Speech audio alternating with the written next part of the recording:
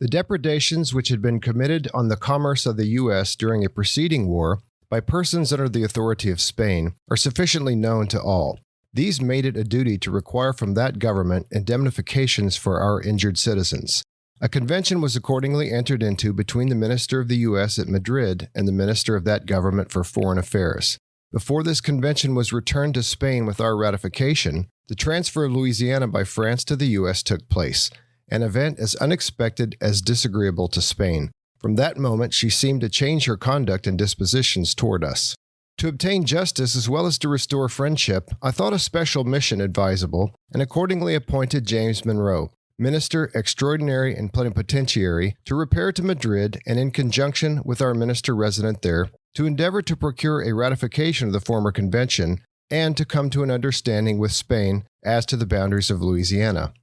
Present crises in Europe is favorable for pressing such a settlement, and not a moment should be lost in availing ourselves of it. Should it pass unimproved, our situation would become much more difficult. Formal war is not necessary. It is not probable it will follow. But the protection of our citizens, the spirit and honor of our country, require that force should be interposed to a certain degree. It will probably contribute to advance the object of peace. Thomas Jefferson, December 6, 1805.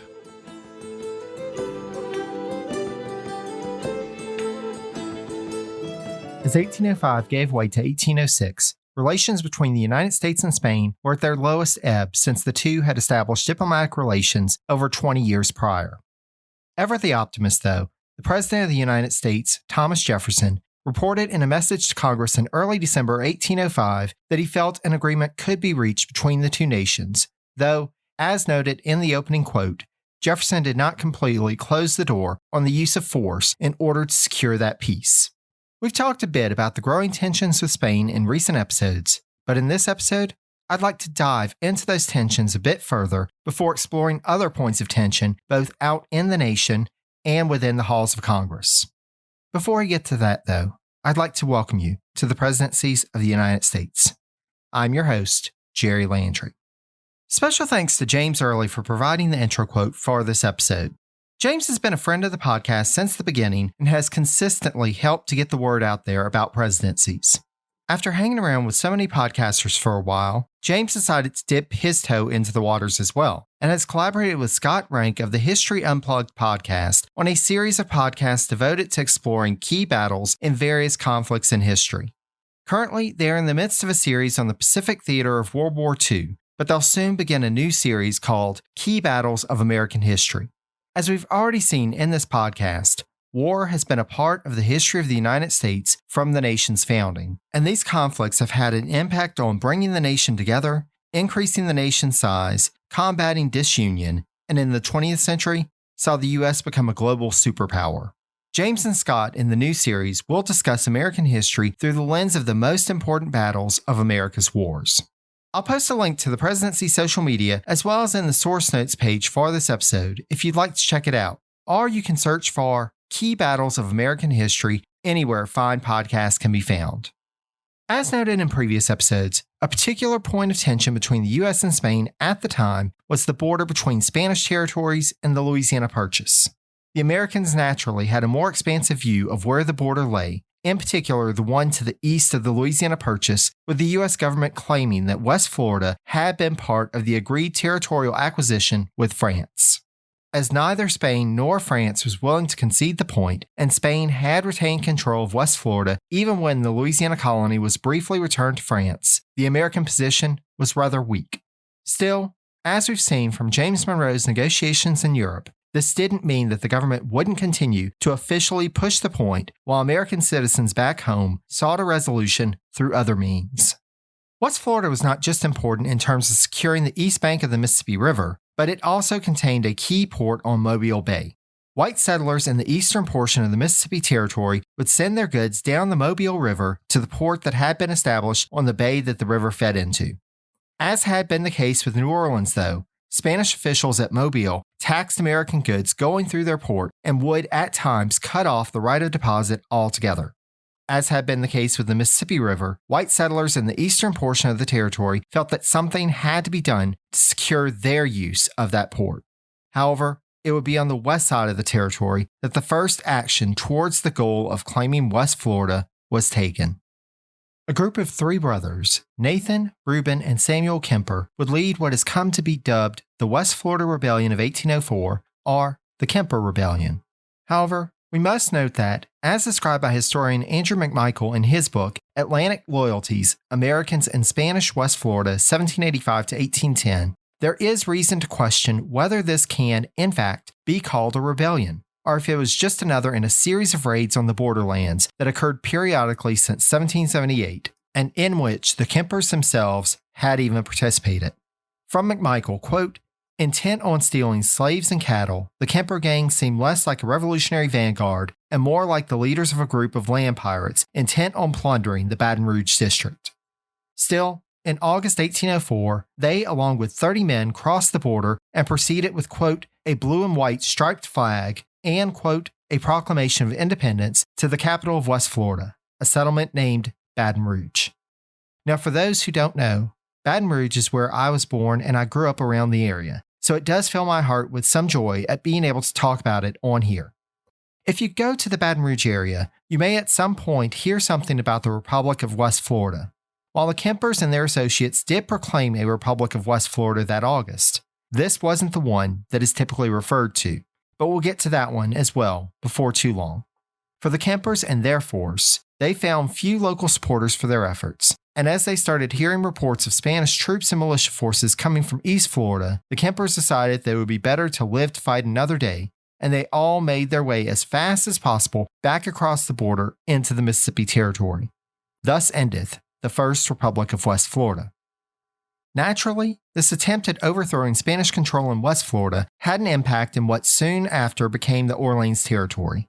Many of the leading citizens of New Orleans were not at all pleased with American rule, and it didn't take 6 months after the handover before a group of them sent a petition to Congress outlining their complaints about the new administration in charge of the region.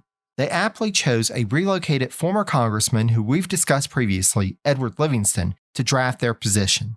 In addition to the Creole elites, Governor William Claiborne and General James Wilkinson both warned their superiors in Washington about the threat posed by people of color, both free and enslaved, in New Orleans. Claiborne claimed to have thwarted 2 slave revolts in the fall of 1804, while a plot by free people of color was reported to the territorial government in January 1806. The minds of white American slave owners continued to be haunted by fears of an American version of the Revolution, which had started a decade and a half prior in Saint-Domingue. The new nation of Haiti stood off the southern coast in the Caribbean, a nation ruled by emancipated black men. Since the Declaration of Independence on New Year's Day 1804, its leader, Jean-Jacques Dessalines, had exacerbated the fears of white American leaders. In the spring of that year, he launched a campaign to summarily execute, quote, most of the white French people remaining, a step that cemented his militant reputation abroad.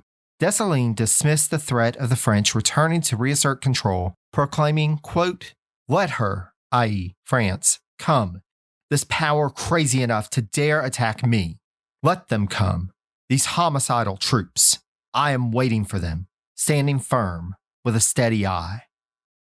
It should be stated, though, that despite these moves and the Jefferson administration's official stance of distancing itself and isolating the new Haitian regime, as described by Philippe Girard, quote, it was U.S. merchants who decided whether to isolate Haiti, and in their eyes, Haiti's racial and political profile was far less important than market opportunities, namely abundant, low-priced coffee and a steady demand for gunpowder.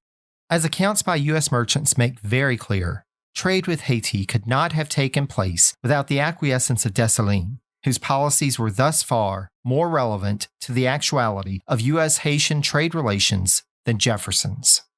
Though it is beyond our scope to go into the ins and outs of this portion of Haitian history, we should note that, rather than adopting a republican form of government, Dessalines was proclaimed as Emperor Jacques I and worked to establish the framework for the First Haitian Empire. This empire would be short-lived, as Dessalines was assassinated on October 17, 1806. In a prelude of the violence to come, the first Haitian emperor's body was, quote, mutilated and abandoned on Government Square. Haiti would soon find itself in the midst of a civil war between the forces of Alexandre Pétion in the south and the self-crowned King Henri Christophe in the north. We will return to Haiti at some point, But just know that all of this was happening just over 1,000 miles away from the United States, and the links between the U.S. and Haiti would continue on even when the American government did its best to ignore this new nation. To return to the colony of West Florida, though, as can be imagined, the Kemper invasion had left many Spanish officials and citizens upset. At some point in the late summer, early fall of 1805, a group of Spanish citizens went on a raid into the Mississippi Territory in search of the Kemper brothers. As described by historian David Stewart, quote, "A dozen whites in blackface, plus 7 actual blacks, crossed the border and kidnapped the 3 disruptive Kemper brothers, dragging them from their beds in the night. While the kidnappers were transporting their captives by canoe, American troops intervened, freed the Kempers, and imprisoned the kidnappers. Apparently, folks in the Mississippi Territory and other parts of the western U.S. were outraged, quote, over the insult to American sovereignty, but either didn't know of or didn't appreciate the similar insult to Spanish sovereignty by an extra-legal invasion force attempting to take West Florida. Meanwhile, in September 1805, an American merchant ship was seized in the harbor of Mobile by the Spanish, who claimed that the ship, quote, had failed to pay required duties. This further inflamed tensions between the Spanish in West Florida and American settlers along the border who continued to send goods through Mobile. As the year gave way to 1806, Orleans Territorial Governor William C.C. Claiborne reported back to the government in Washington, quote, a Spanish military buildup with improvements being made to the fort at Baton Rouge, and with 400 new Spanish soldiers arriving in West Florida from Havana, Cuba. Likewise, the number of soldiers on the border with Spanish Tejas swelled from 141 in late 1805 to around 800 in 1806. Indeed, the Tejas-Orleans Territory border was a potential powder keg, as small units of soldiers from both sides, quote, were playing cat and mouse on the border, and the governor of Tejas ordered Spanish troops, quote, to attack all American soldiers who crossed the Arroyo Hondo. The commanders in the field, though, ignored the governor's order, as they, quote, feared the American forces were too strong for them.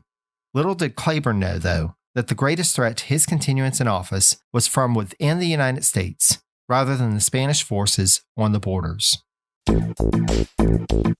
Hey there! Are you interested in building your brand, whether it's personal, startup, or corporate, and developing your leadership skills? On Mentor Dialogue, come join me, Mentor Dial, as I interview some of the world's most interesting personalities, entrepreneurs, business people, and authors. I'm proud that this podcast, which is available through all your favorite podcast services, is part of the Evergreen Podcast Network. Check out the Mentor Dialogue show on leadership, transformation, and brand strategy, where you'll get stimulating conversations that elevate your energy and spark change. Friends, it's time to get caught back up with everyone's favorite former Vice President, Aaron Burr. When last we left him in episode 3.29, Burr was making his way back north on the Natchez Trace. Unbeknownst to Burr, his trip to the west was attracting attention in the east. The Gazette of the United States had printed a story titled Queries on its front page in its August 2, 1805 issue, in which it asked the questions, quote, is it a fact that Colonel Burr has formed a plan to engage the adventurous and enterprising young men from the Atlantic states to come into Louisiana? Is it one of the inducements that an immediate convention will be called from the states bordering on the Ohio and Mississippi to form a separate government? Whatever Burr would learn of this story, he would learn later, as the middle of the summer of 1805 found him first in Nashville, Tennessee, where he spent a week with Andrew Jackson, before proceeding to Kentucky, where he met with the former Speaker of the State House of Representatives and General of the State Militia, John Adair. It was just after Burr left bound for St. Louis that the provocative story from the Gazette of the United States reached Louisville. The Kentucky Gazette responded to the rumor by asserting that, quote, if he, i.e. Burr, calculated on withdrawing the affections of the people of the western states from their government, he will find himself deceived. Speaking of deceptions, as Burr's next stop was St. Louis to visit the governor of the Louisiana Territory, let's take a moment to get caught back up with our old friend, General James Wilkinson. As noted in episode 3.29, Wilkinson's warm welcome in St. Louis in early July 1805 would be the high point in his career as territorial governor. From his first actions in office, as described by Wilkinson biographer Andrew Linkletter, quote, Wilkinson showed a consistent bias in favor of the Creoles. Although justified in terms of democratic justice, this was a dangerous policy. It not only made enemies among Anglo-American settlers, but turned the military administrators against him. Now, it should be noted that the Creole inhabitants and Native Americans represented the majority of the population of the territory, and thus, in appealing to them, Wilkinson was pursuing a democratic policy. To the Anglo-American settlers, though, he was deemed a tyrant, and he quickly made enemies of some prominent landowners in the area, especially given his support of the Creoles' challenges to land claims that had been purchased by the newcomers to the area. Linkletter did conclude, though, that despite his unpopularity with that powerful minority of the population, quote, Wilkinson's stance helped reconcile a diffuse frontier population to U.S. government. His disagreement with military leaders would also prove to be important in future events. While Wilkinson was acting governor of the Louisiana Territory, he was also still senior officer of the U.S. Army and thus had duties in that capacity to carry out. Rather than bringing that force together as he did populations in the territory, though, Wilkinson would be a divisive figure in the military establishment at this point in his career due to a dispute with his second-in-command, Colonel Thomas Butler. As we discussed way back in episode 3.7, General Wilkinson, early on in the Jefferson presidency, had issued an order for all men under his command to cut off the long queue or pigtail that had been the fashion of 18th century soldiers. Federalists in the armed services were appalled at the order as they saw it as a matter of tradition and worked alongside Federalist politicians to challenge the new orders.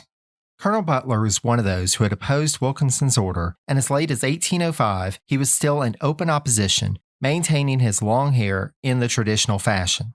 By July 1805, Butler's second court-martial had convened, and he, quote, was found guilty of disobedience of orders and mutinous conduct, and was sentenced to suspension from his command of the 2nd Regiment for 1 year without pay.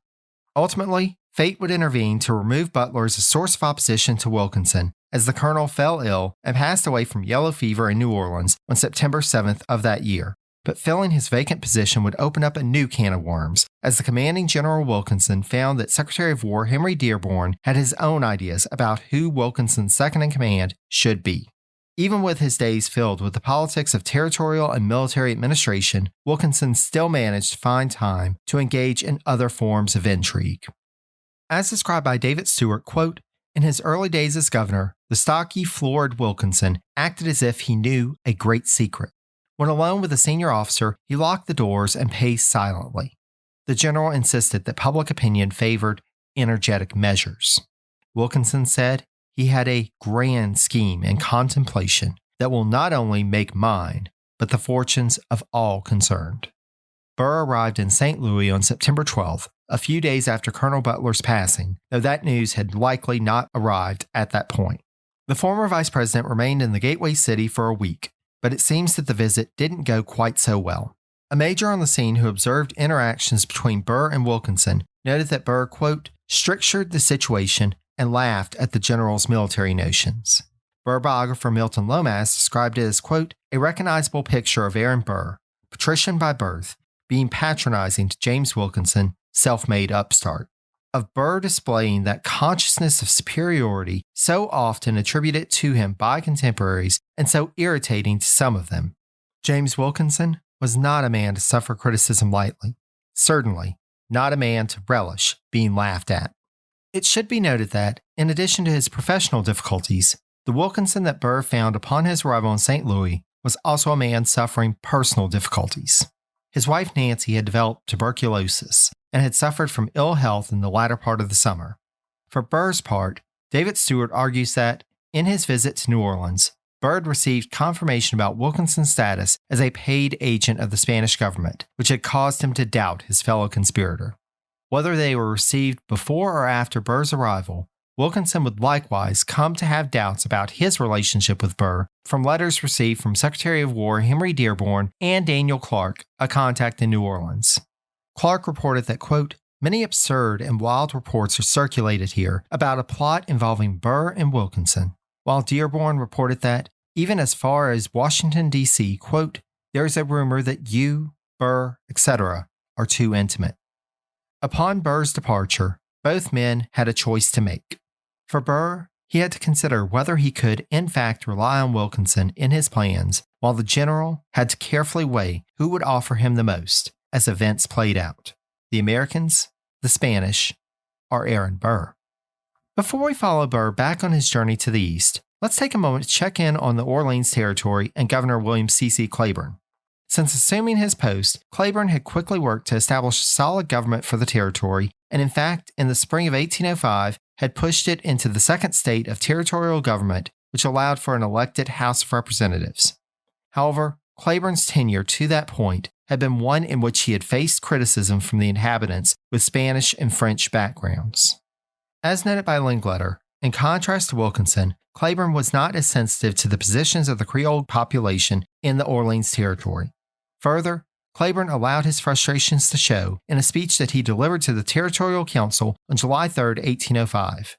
As noted by Claiborne's biographer Joseph Hatfield, quote, "Stung by the rising voices of protest, the governor alluded to party spirit and the particular traditions and culture of the people as forces which would make the administration of the territory both painful and perplexing for a number of years." Hatfield goes on to say about this uncharacteristic public defensive backlash that, quote, "Although Claiborne may have been well advised to display firmness at the beginning of his administration, this was hardly the time and place for such an intemperate outburst. It only gave encouragement to his critics, some of whom soon served in the territorial legislature." We'll have to see in future episodes how Claiborne meets the challenges of the various internal and external threats to the vulnerable and crucial port of New Orleans. But for now, let's return to the former vice president as he wraps up his western trip. In the fall of 1805, Burr made his way back towards the eastern seaboard. On the way, he visited with the governor of the Indiana Territory, William Henry Harrison, then went on through Kentucky and Ohio before, in late November, he arrived in Washington, D.C. At this point, as Burr was still under indictments in New Jersey and New York related to his duel with Hamilton in 1804, there were limits to where he could go. But the nation's capital not only provided a safe haven, but it would allow him to check in with foreign diplomats to see whether the overtures that he had made to them months prior had borne fruit. As in his previous approach to British Minister to the U.S. Anthony Merry, Burr first sent a proxy, this time former Senator Jonathan Dayton, then a couple of days later called on the diplomat directly. As Burr and Merry both knew, and as described by Lomas, quote, "Though the members of His Majesty's government were still listening attentively to pleas in Burr's behalf, they were not doing anything about them." Thus, Burr ramped up the pressure on Merry to send solid assurances to his government that Burr's plans could succeed with British support. Or with French support, of course, if he had to go that route. Merry quickly complied and wrote a report outlining his support for Burr's schemes. As historian Malcolm Lester describes, quote, "Merry's dispatch of November 25th was something of an endorsement and a tentative recommendation of British support for Burr." The Jefferson administration appears to have been made aware at the time by an anonymous letter of Burr's contacts with Merry. Despite their efforts, and to the detriment of both Burr and Merry, the minister's dispatch did not arrive until after the death of Prime Minister William Pitt, and the new government was not inclined to agree to Merry's assessment of the situation. Burr and Dayton also approached Spanish Minister to the U.S. Araujo, despite the fact that at least a portion of the possible plans of the conspiracy involved attacking Spanish colonies. At this point, however, the Spanish minister to the U.S. was not in Washington, D.C. Araujo, the long-standing representative of the Spanish government in the American capital, had finally pushed the Jefferson administration too far with his public protest of the U.S. acquisition of Louisiana, to the point that Jefferson sent official notice to the Spanish government requesting Araujo's recall. In a face-saving measure, and as Spanish-American relations were at such a low ebb, Araujo arranged with his government for a quote-unquote leave from his duties, which involved him closing the Spanish embassy in Washington and shifting his residence to a townhouse in Philadelphia. Why Philadelphia, you ask? Well, Araujo was the son-in-law of the governor of Pennsylvania, Thomas McKean. Araujo's residence in the U.S. would continue for 2.5 years after he ended his official duties. In December 1805, Araujo was still the highest-ranking Spanish official in the U.S. with a direct line to that government, and thus, Dayton in early December traveled to Philadelphia to meet with him to put forward a proposal. As evidenced by their interactions with Wilkinson, it was clear that the Spanish government was willing to give money for efforts to thwart American expansion in North America. Why not help fund Burr's scheme to break off the western U.S. from the rest of the nation? Now, Dayton wielded a stick with this carrot.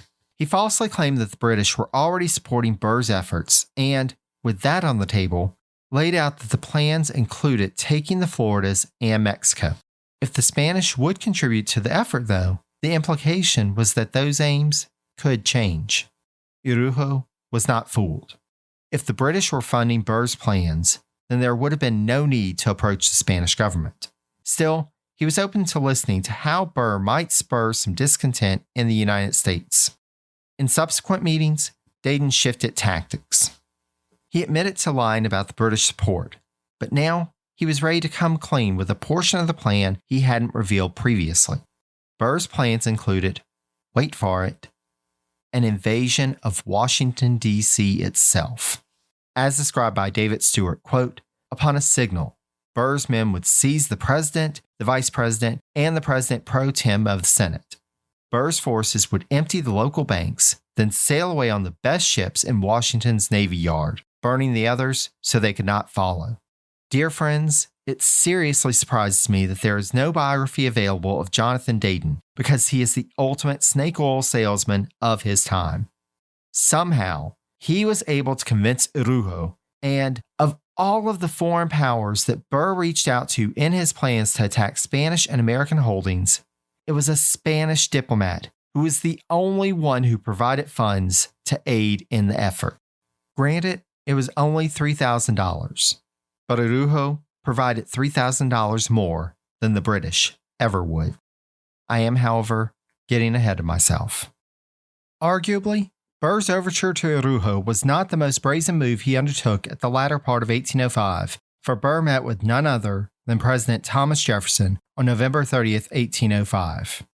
Though we have no way of knowing for certain what was said in their meeting, as noted by Lomas, quote, it is unlikely the busy executive talked about the weather, and he may have discussed what Mr. Burr was trying to do in the Western country. As evidenced by Mary's report back to his government that, quote, Mr. Burr still has the means of knowing the secrets of this government. This private conference with the President of the United States provided Burr with a cloak of authority that he was not afraid to use, as we shall see in subsequent episodes. We've already talked about the winter of 1805-1806 being a time that Muslim envoys and native leaders from the central portions of North America convened in Washington, D.C. at the same time as the president's daughter. And now, as you know, the scheming, disgraced former vice president was also in town. But there's another important foreign citizen that came to the nation's capital at the same time that we must discuss. It's been a while since Francisco de Miranda has appeared in our narrative, but he comes back into the story of the Jefferson administration at a crucial time. Miranda arrived back on American soil when his ship arrived in the port of New York on November 9, 1805. In addition to meeting with various notables, including the former U.S. Minister to Britain and Federalist candidate for vice president in 1804, Rufus King, Miranda was invited by the city to be a guest of honor at an anniversary celebration for the British evacuation of New York at the end of the Revolutionary War. From New York, Miranda went to Philadelphia before proceeding to Washington, D.C. in early December. As always, Miranda's aims were the same: to gain support for an expedition to liberate the Spanish colonies in South America, starting in modern-day Venezuela. The problem with this, at least from Burr's perspective, was that Miranda was hitting up some of the same merchants and leaders for financial support that Burr was approaching for his scheme. Indeed, on December 7th, Miranda met not only with President Jefferson, but also with some of his cabinet, and a few days later, the South American had a follow-up consultation with Secretary of State James Madison. Now, we should note a few points here. First, by common practice, as described by Dumas Malone, quote, Jefferson extended his hospitality to all visitors of any consequence, so the administration was able to justify its reception of Miranda along those lines.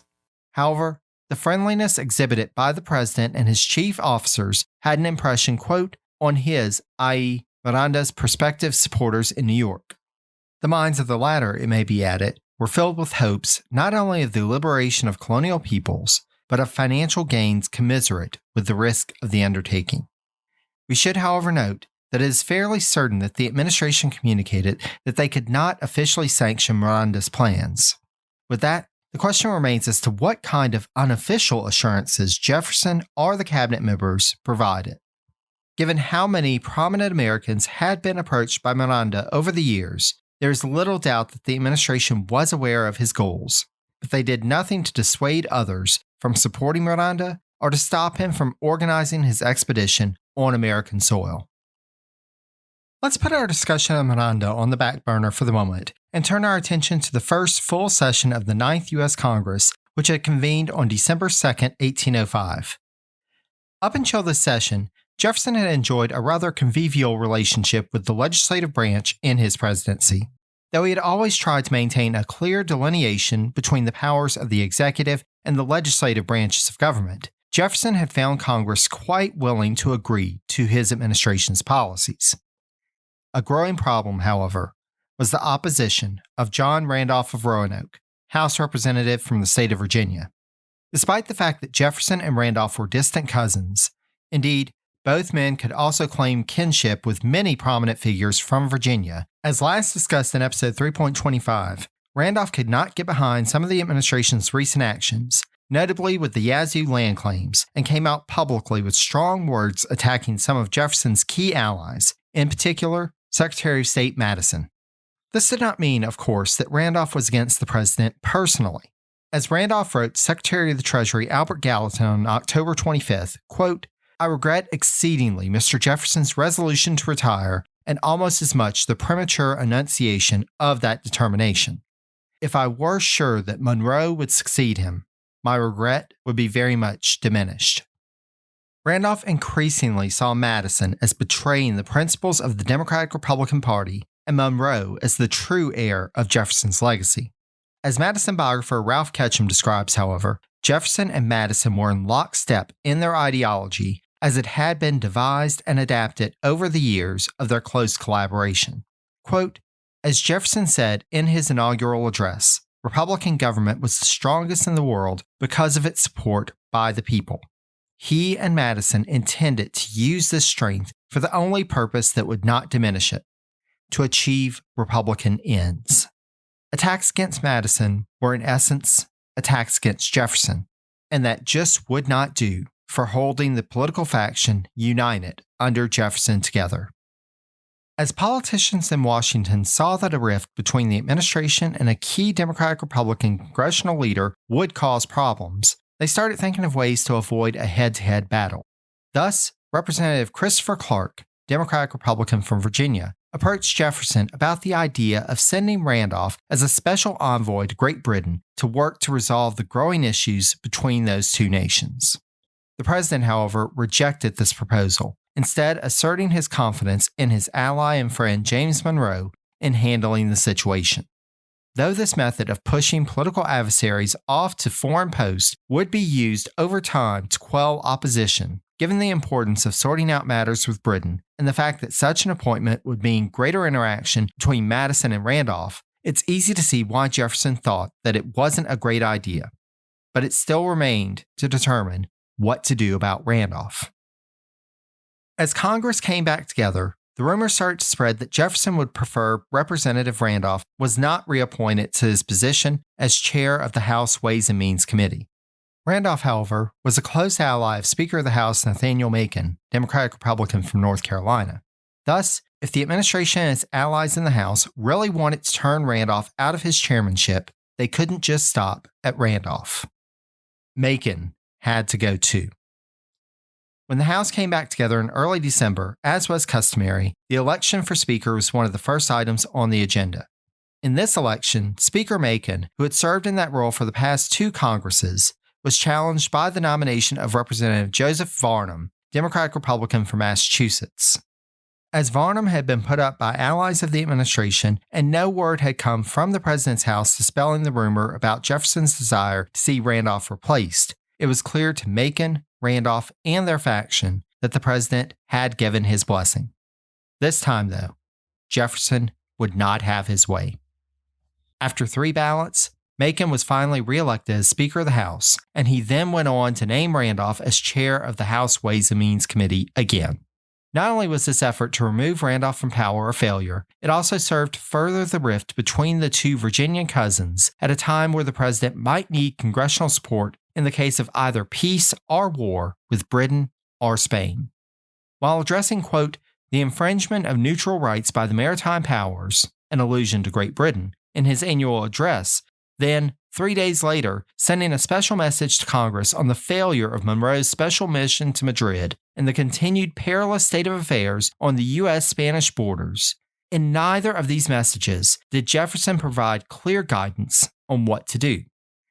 As described by Dumas Malone, the president, quote, erred on the side of vagueness and, quote, committed everything to the wisdom of Congress. Then, as in future eras, that turned out to be a problematic approach for the president to take.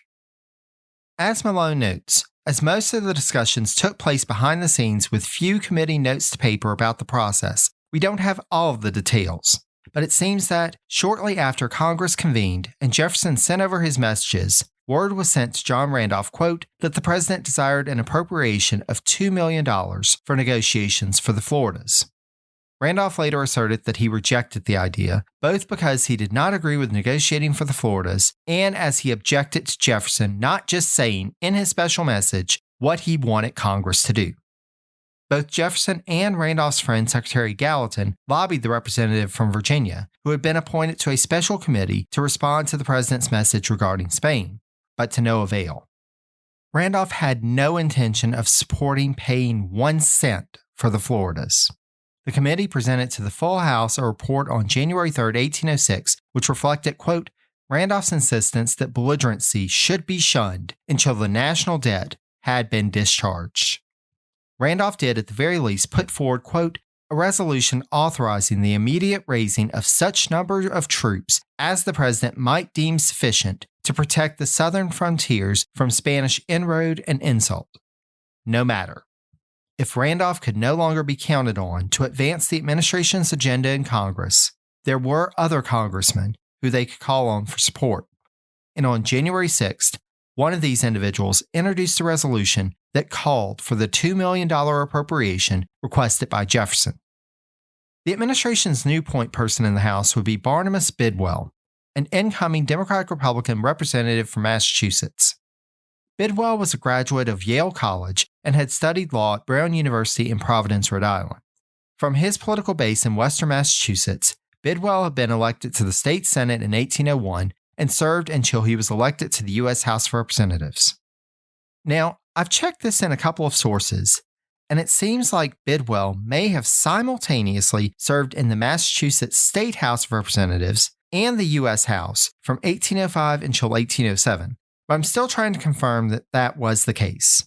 Regardless, Bidwell was 41 when he assumed his seat in Congress and came highly recommended to Jefferson by his trusted advisor and former Attorney General Levi Lincoln.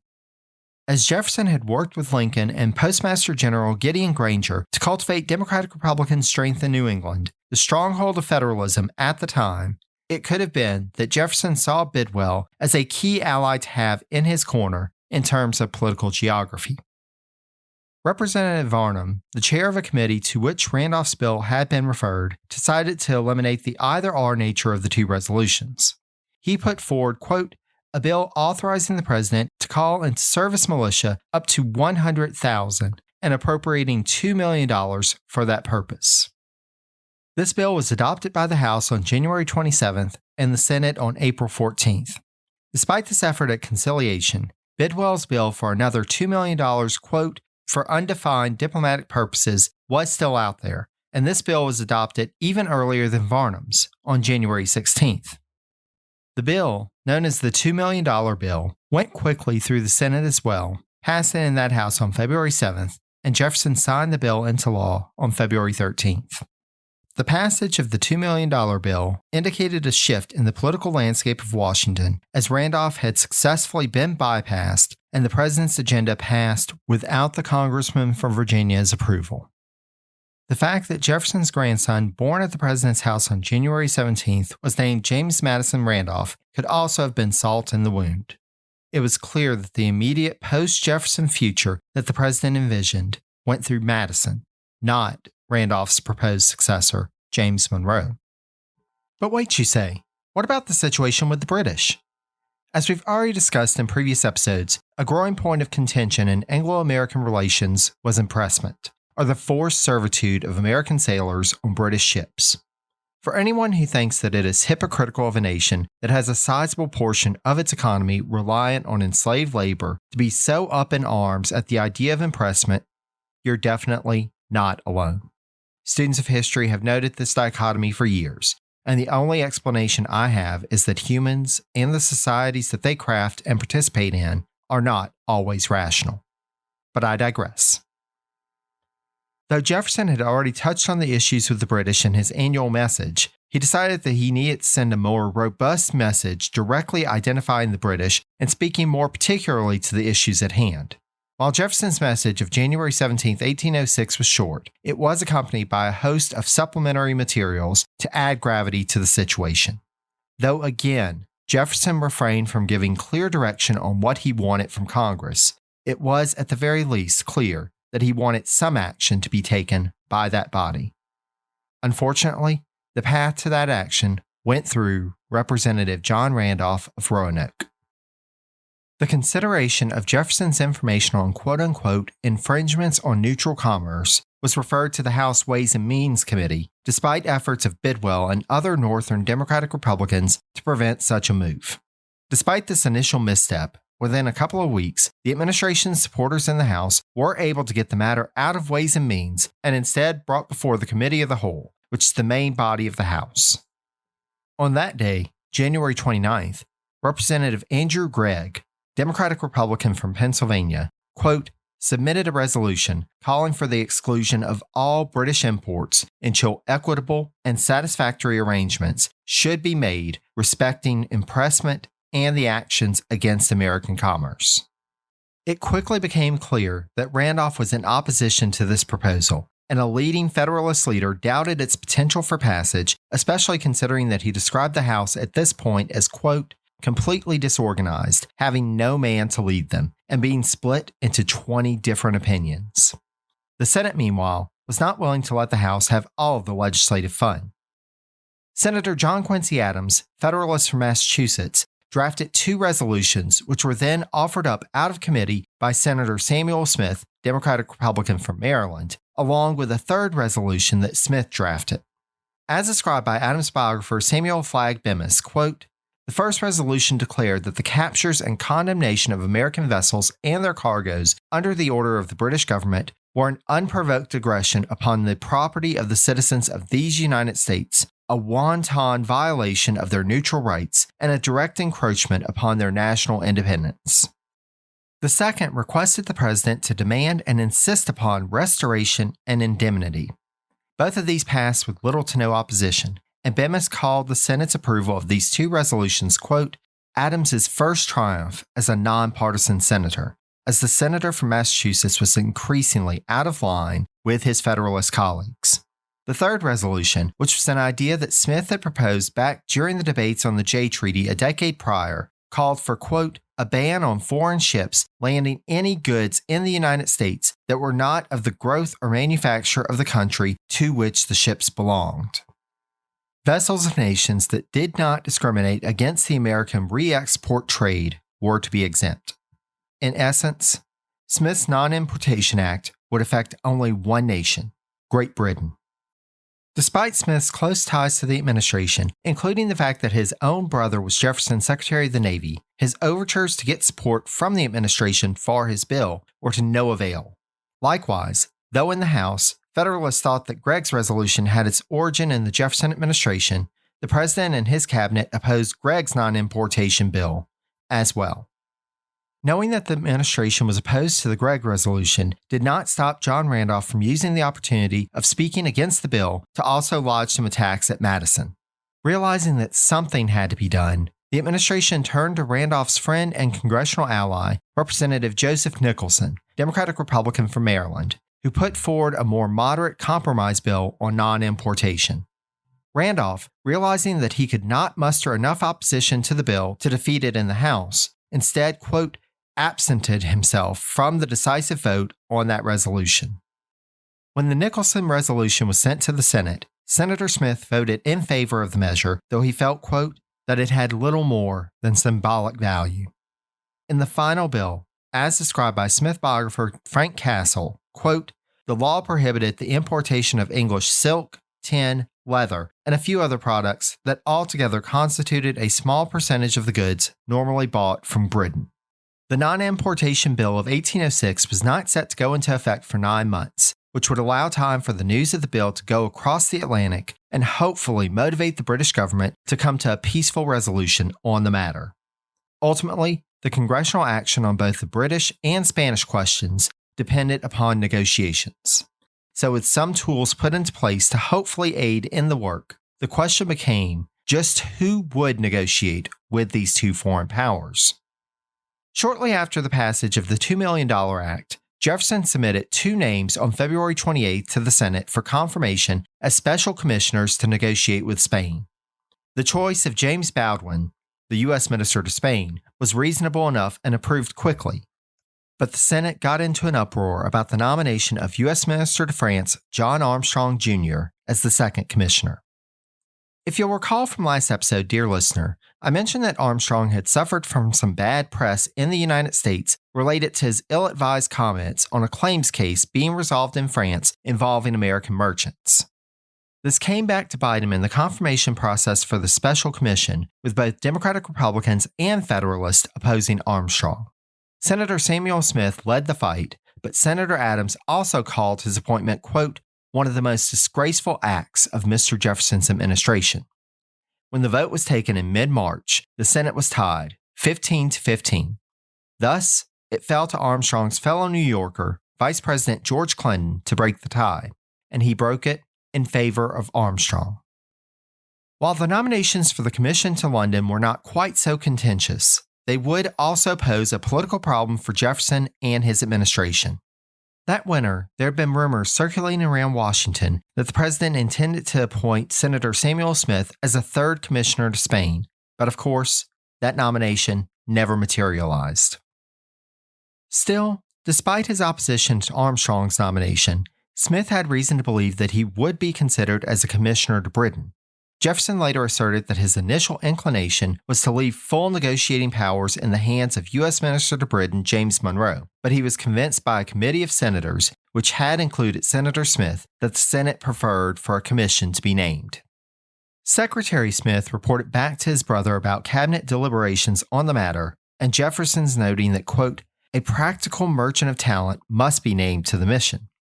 Why, Senator Smith was a merchant, and likely would have described himself as practical and as possessing of some talent.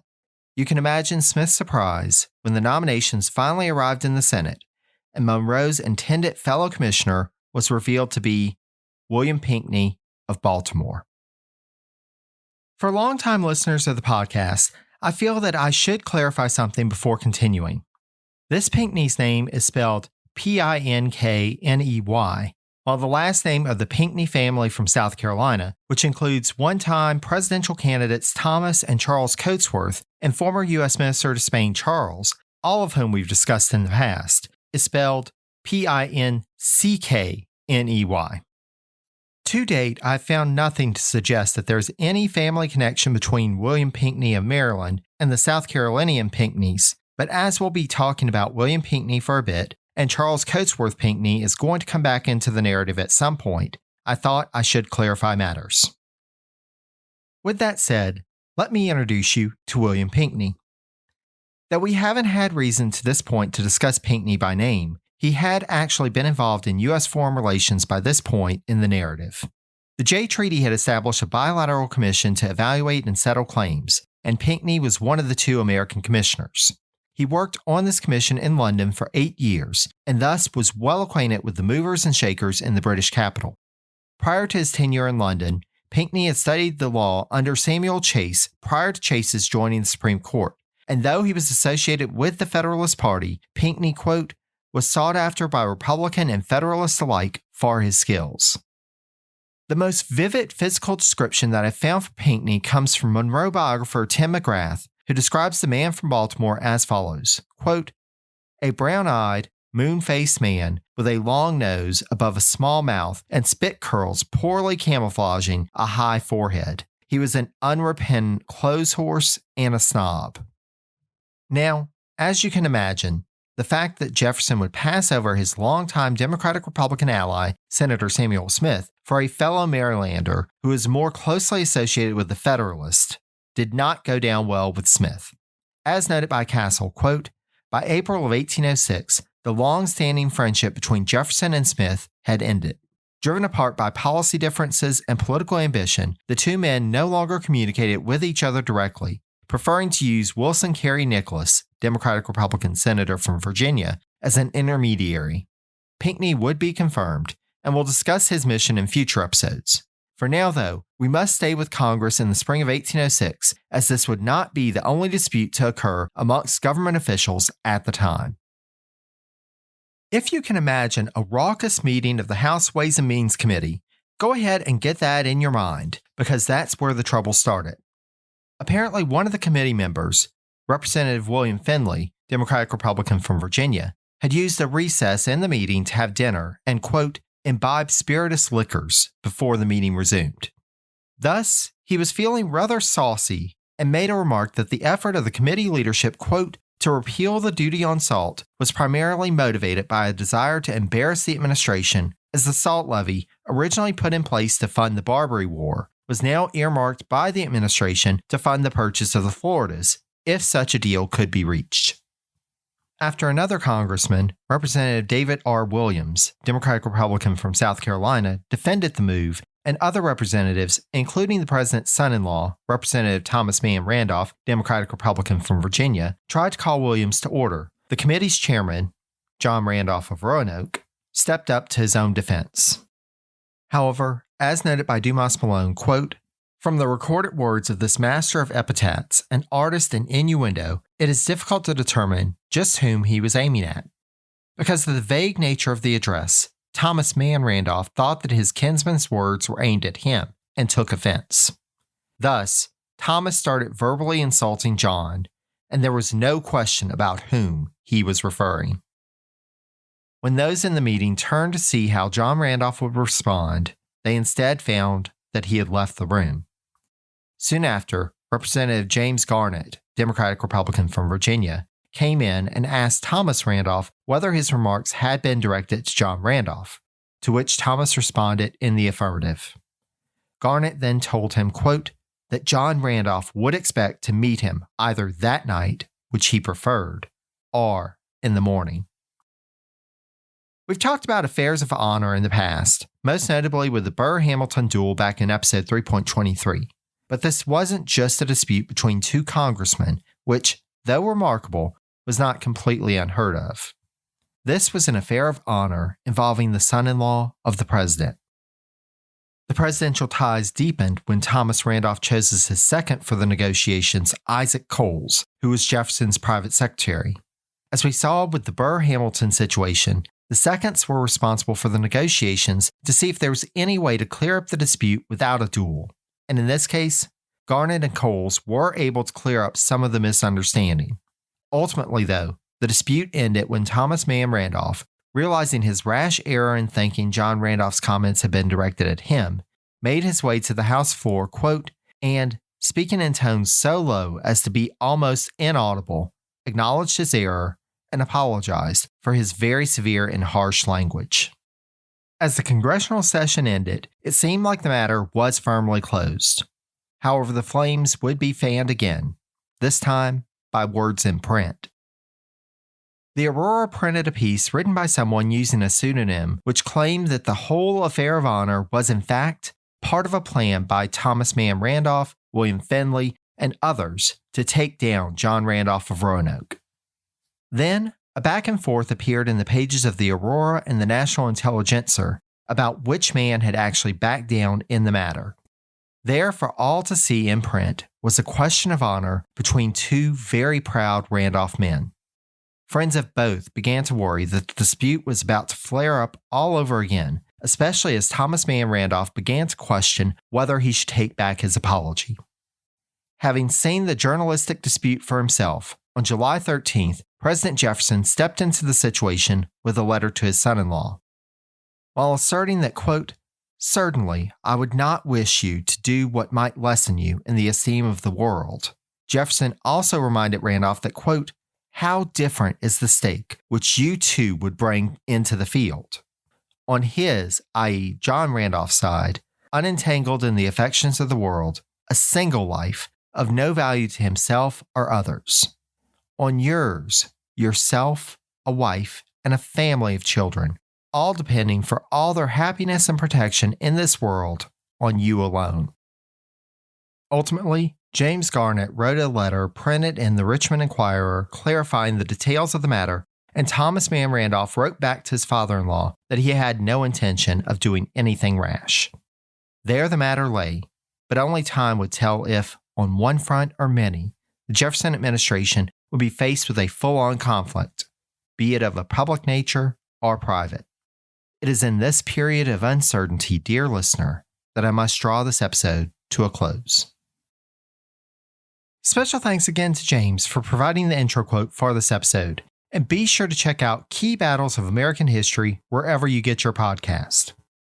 Special thanks also to our audio editor, Andrew Foncook, for his efforts on this episode. I'd also like to thank the Itinerant Band for allowing us the use of a clip from their rendition of Jefferson and Liberty to serve as the intro and outro music for this episode. You can find links to Key Battles of American History and the Itinerant Band on the website at presidencies.blueberry, that's BLUBRRY.com. The website is also where you can find information about past episodes of the podcast, sources used for this episode, and a wealth of other information about presidents from Washington to the present day. There's also information on the website about how you, yes, you, dear listener, can help to support the podcast. Sharing information about presidencies and leaving a rating and review are quick ways that you can help the podcast. I'd also like to thank Matthew, Michelle, Jeremy, Joshua, Michael, Scott, Kara, and Howard for being patrons of the podcast and helping to provide financial resources for me to continue this work. If you'd like to sign up as a patron, just go to patreon.com/presidencies and sign up. If you'd like to reach me, I can be reached via email at presidenciespodcast, that's all one word, @gmail.com. You can also follow me on social media. I'm on Facebook at Presidencies, on Twitter at Presidencies89, and on Instagram at Presidencies Podcast, again, all one word. Last, but certainly not least, I thank you for listening. Until next time, stay safe and healthy, be kind to one another, and take care, dear friends.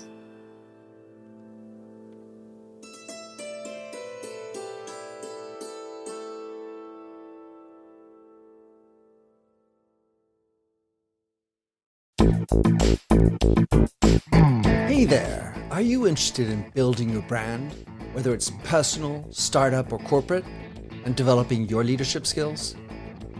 On Mentor Dialogue, come join me, Mentor Dial, as I interview some of the world's most interesting personalities, entrepreneurs, business people, and authors. I'm proud that this podcast, which is available through all your favorite podcast services, is part of the Evergreen Podcast Network. Check out the Mentor Dialogue show on leadership, transformation, and brand strategy, where you'll get stimulating conversations that elevate your energy and spark change.